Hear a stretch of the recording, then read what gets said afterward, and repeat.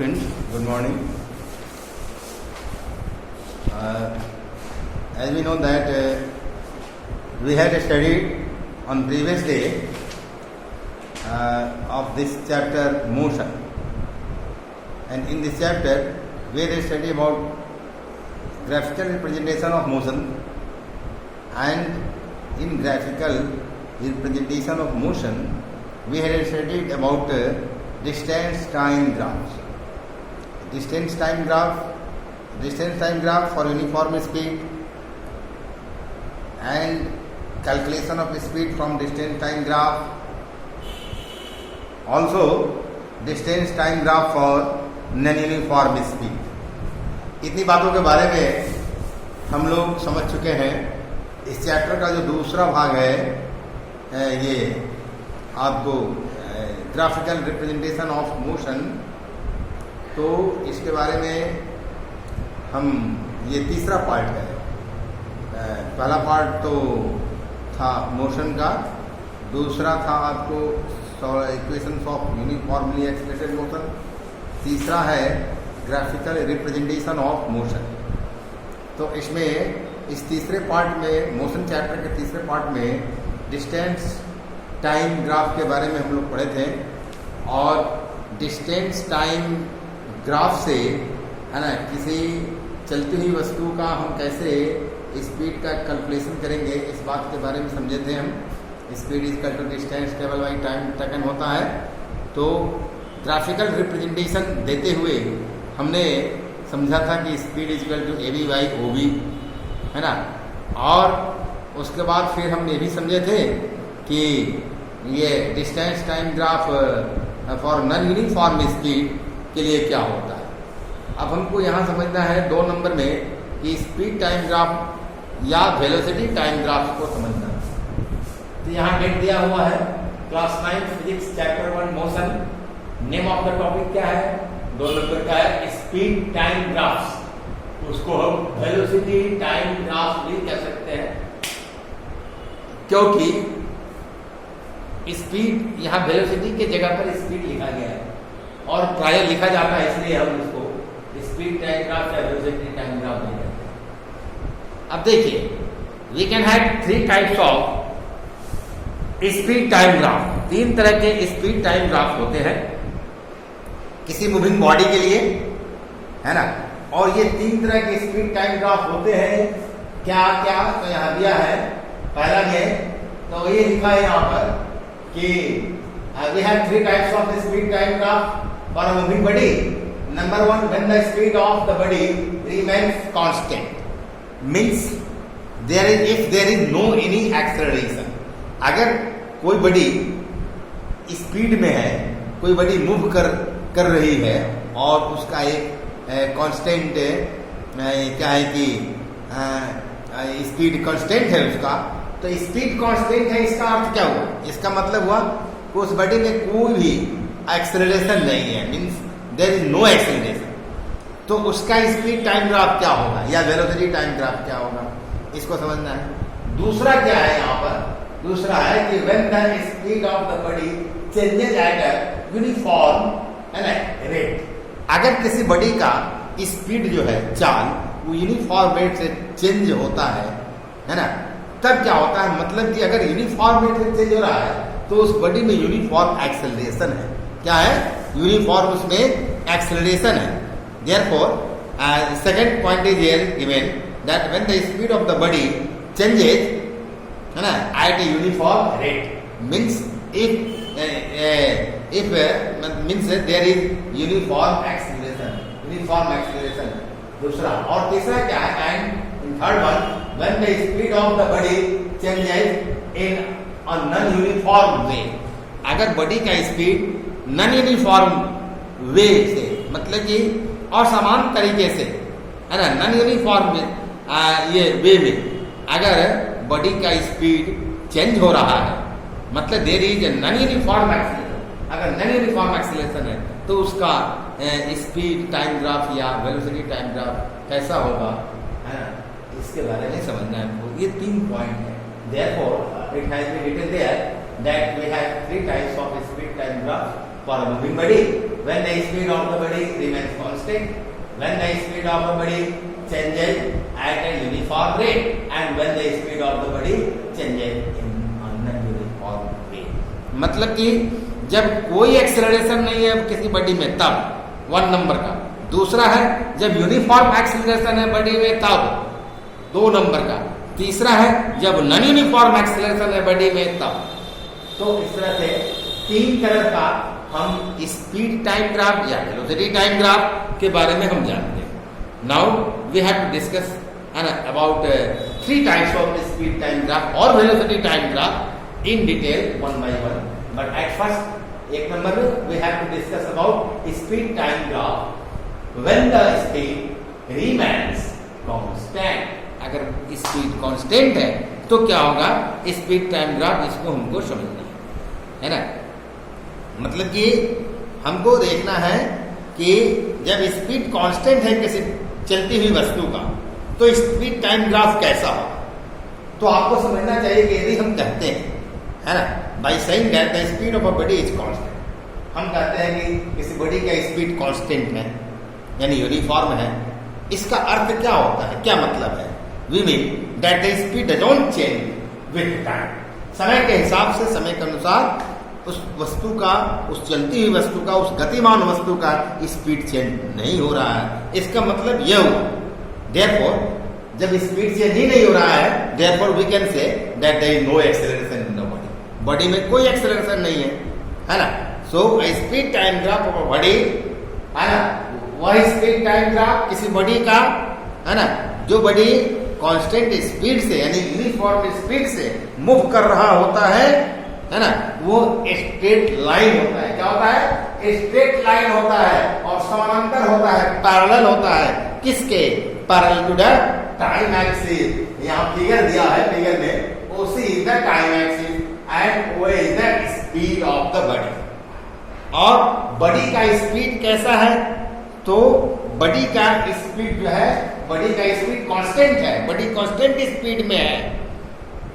तो इसका जो स्पीड टाइम ग्राफ जो होगा या वेलोसिटी टाइम ग्राफ जो होगा है ना, वो स्ट्रेट लाइन होगा। ये ए बी स्ट्रेट लाइन है जो किसके समांतर होगा, किसके पैरेलल होगा, टाइम एक्सिस ओसी के पैरेलल होगा, है ना। ऐसा है यहां, समझे। जैसा कि यहां फिगर में दिया गया है, देखिए कि ये लाइन ए बी जो है वो टाइम एक्सिस ओसी के समांतर है। ये बात समझ में आ गई है हमको, समझे। तो इतना बात आप लोग समझ गए होइएगा। दूसरे शब्दों में हम कह सकते हैं क्या, कि हम ऐसा कह सकते हैं दूसरे शब्दों में कि if the speed time graph of a body is straight line है ना, parallel to the time axis as A B in the figure में ए बी है, ए बी है जो क्या है speed time graph of a body जो है वो स्ट्रेट लाइन है ए बी जो किसके समांतर है, पैरेलल है ओसी के। और यह ओसी क्या है, ये टाइम एक्सिस है ना। अगर ऐसा है इसीलिए लिखा कि if the speed time graph of a body is a straight line है ना, parallel to the time axis as A B in the figure है ना, ये ए बी है और टाइम एक्सिस उसी के पैरेलल है, यही स्पीड टाइम ग्राफ है या वेलोसिटी टाइम ग्राफ है। अगर समानांतर है ना, तब क्या होगा, then the speed of the body is constant. तब क्या होगा, तब होगा बॉडी का जो स्पीड होगा, then the speed of the body is constant. Constant होगा, कांस्टेंट मींस है ना यूनिफॉर्म होगा, कांस्टेंट मींस यूनिफॉर्म होगा। सिंस अब हम जानते हैं, यहां देख रहे हैं जैसे कि यहां दिया हुआ है, गिवन है कि the speed of the body is constant. Body का स्पीड क्या है, कांस्टेंट है यानी यूनिफॉर्म है। So there is no acceleration. जब कांस्टेंट होता है किसी बॉडी का, किसी मूविंग बॉडी का स्पीड जब कांस्टेंट होता है तो कोई एक्सेलरेशन नहीं होता है, अर्थात कोई त्वरण नहीं होता। Therefore it has been told here, मैं ऐसा कह रहा हूं कि there is no acceleration and therefore है ना there is no question for finding the acceleration. अब इस केस में एक्सेलरेशन निकालने का, एक्सेलरेशन को फाइंड आउट करने का, कैलकुलेट करने का कोई सवाल ही नहीं उठता, कोई क्वेश्चन ही नहीं है इस तरह के स्पीड टाइम ग्राफ या वेलोसिटी टाइम ग्राफ। बार बार मैं स्पीड टाइम ग्राफ या वेलोसिटी टाइम ग्राफ कह रहा हूं इसलिए कि वेलोसिटी की जगह पर स्पीड, स्पीड की जगह पर वेलोसिटी यूज किया गया है इस बुक के अंदर। तो we can now find the distance travelled by the body. फिर भी हम इसमें distance travelled by the body है ना, इस स्पीड टाइम ग्राफ में ऐसा स्पीड टाइम ग्राफ जिसमें है ना बॉडी का स्पीड कांस्टेंट है पहला नंबर का, इसमें हम यह तो ये कैलकुलेशन कर ही सकते हैं। क्या कैलकुलेशन कर सकते हैं? Distance travelled by the body in a given time, है ना। तो इस स्पीड टाइम ग्राफ से हम distance travel by a body, that body है ना, which is in constant speed, मतलब कि उसका स्पीड कांस्टेंट है, ऐसे बॉडी का हम क्या फाइंड आउट कर सकते हैं? डिस्टेंस ट्रेवल, कितना डिस्टेंस ट्रेवल किया दिए हुए समय में, यह हम फाइंड आउट कर सकते हैं और इसी को समझना है। अब दिया है यहां पर देखिए, अब तो यहां दिया है कि then the speed of the body कब होगा, तो यहां दिया है if the speed time graph of a body is a straight line parallel to the time axis, है ना। तो जैसा दिया है AB है जो स्ट्रेट लाइन है और पैरेलल टाइम एक्सिस को ये ओसी के, है ना, इस फिगर में, then the speed of the body is constant, तब बॉडी का स्पीड कांस्टेंट हो, तब हम क्या निकाल सकते हैं? तो डिस्टेंस ट्रेवल बाय द निकाल सकते हैं, distance travel by the body in a given time, यह हम फाइंड आउट कर सकते हैं। इसमें एक्सेलरेशन फाइंड आउट करने का कोई सवाल नहीं है, क्योंकि बॉडी में एक्सेलरेशन प्रोड्यूस ही नहीं हो रहा है, एक्सेलरेशन है ही नहीं, है ना, ये नॉन एक्सेलरेटेड मोशन है, कांस्टेंट है स्पीड बॉडी का, इसलिए एक्सेलरेशन नहीं है, तो फिर एक्सेलरेशन निकालने का कोई सवाल ही नहीं है। लेकिन इस तरह का बॉडी जो आप जिसका स्पीड कांस्टेंट है, वह किसी दिए हुए समय में कितनी दूरी तय कर लेती है, कितनी दूरी तय की है, जिसको हम distance travel by the body बोलते हैं, यह तो कैलकुलेशन कर ही सकते हैं, तो इसको समझना है। तो वी नो दैट स्पीड, हम जानते हैं कि किसी वस्तु का स्पीड क्या होता है, तो speed equal to distance travelled by time taken by time taken, ठीक है।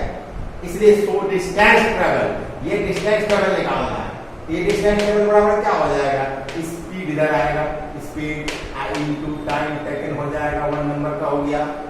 ये रिलेशनशिप समझ गए हम, समझे कि नहीं? तो इस बात को समझ गए। अब हमको क्या करना है?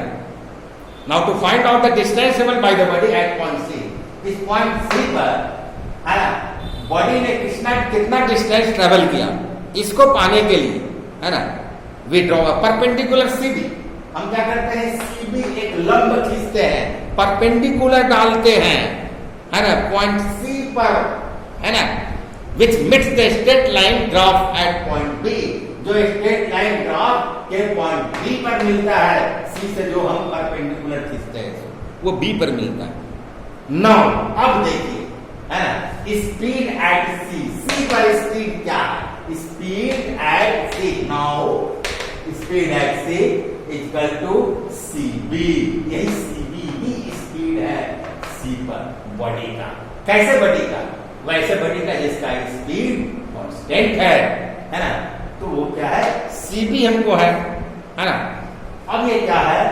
ए बी सी ओ, ये रेक्टेंगल है, तो रेक्टेंगल में तो हम जानते हैं कि आमने सामने की भुजाएं जो है, यानी कि जो साइड्स जो होते हैं, है ना, opposite sides are equal in a rectangle. तो यहाँ ए बी बराबर होगा ओसी के, तो फिर बी सी बराबर हो जाएगा ओ ए, है ना, या सी बी बराबर हो जाएगा ओ ए के, है ना। तो इसलिए लिखा है कि यहाँ पर ये आपको but C B equal to O A, है ना, C B equal to O A, because this is a rectangle, है ना, इसलिए सी बी बराबर हो गया ओ ए के। इस बात को हम समझ गए, सी बी बराबर हो गया ओ ए का हो गया, है ना। देयरफॉर स्पीड एट सी, तब हम क्या कहेंगे कि देयरफॉर स्पीड एट सी, यही बात लिखा, क्या होगा? अब सी बी बराबर ओ ए का हो गया, तो सी बी, यहाँ सी बी के instead of C D, we can write O A, because C equal to OA, therefore we can write speed at C equal to OA, है ना? This is number 2. दो number का relationship हुआ ये.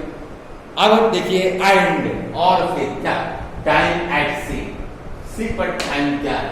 तो ये OC है, टाइम एक्सिस है ना? ये OC है. ये तीसरा रिलेशनशिप हो गया. नाउ पुटिंग, अब इसको भरना है. Now putting the values of speed and time in relation 1 जो यहाँ हमको सामने में आया था, रिलेशन 1, इसी में हम क्या करेंगे, इसका वैल्यू भर देंगे. किसका? है ना? स्पीड और टाइम का, है ना? तो क्या होगा, वी गेट, हम पाते हैं डिस्टेंस टेबल इक्वल टू क्या होता है, स्पीड इनटू टाइम. तो स्पीड एट सी OA है, तो स्पीड जो है के जगह पर OA लिख दिया, इनटू टाइम टेकन होता है, तो time taken time at C OC है, तो लिख दिया OA into OC according to given figure के हिसाब से OA है ना, OA इनटू OC है ना. और हम जानते हैं कि किसी आयत में, रेक्टेंगल में, लेंथ इनटू ब्रेथ, लंबाई गुना चौड़ाई या चौड़ाई गुना लंबाई, ये क्या होता है, उस आयत का क्षेत्रफल हो जाता है ना, एरिया हो जाता है ना. तो यहाँ डिस्टेंस टेबल equal to OA into OC मिला अकॉर्डिंग टू द फिगर. या लिख सकते हैं डिस्टेंस और डिस्टेंस टेबल equal to OA into OC, OA into OC equal to area of the rectangle ABC. इसलिए हम लिख सकते हैं डिस्टेंस टेबल equal to area of rectangle OABC. हो गया. तो यह बात समझ में आ गई. Therefore, in a speed time graph, the area enclosed, वह एरिया जो घेरा जाता है, इनक्लोज किया जाता है ना, बंद रखा जाता है, by the speed time curve, speed time curve के द्वारा, एंड द टाइम एक्सिस, जो स्पीड टाइम कर्व ये है आपको स्पीड टाइम कर्व, और उसके बाद ये क्या चीज है, और टाइम एक्सिस के द्वारा वो देता है distance table by the body. तो टाइम एक्सिस OC और स्पीड टाइम कर्व जो है, ये आपको इसके द्वारा एरिया कौन इंक्लोज किया गया, OA और AB के द्वारा. तो एरिया यही इंक्लोज किया गया है ABCO, जो एक रेक्टेंगल, तो यही रेक्टेंगल जो है का जो एरिया जो होगा, क्षेत्रफल एरिया, वही देगा distance table by the body. तो ये बात समझ में आ गई. हम यहाँ तक आए हैं आज के लिए इतना ही काफ़ी है ना. This much is enough for today I think, and further topic which we have to discuss tomorrow, we will discuss tomorrow. Okay, thank you.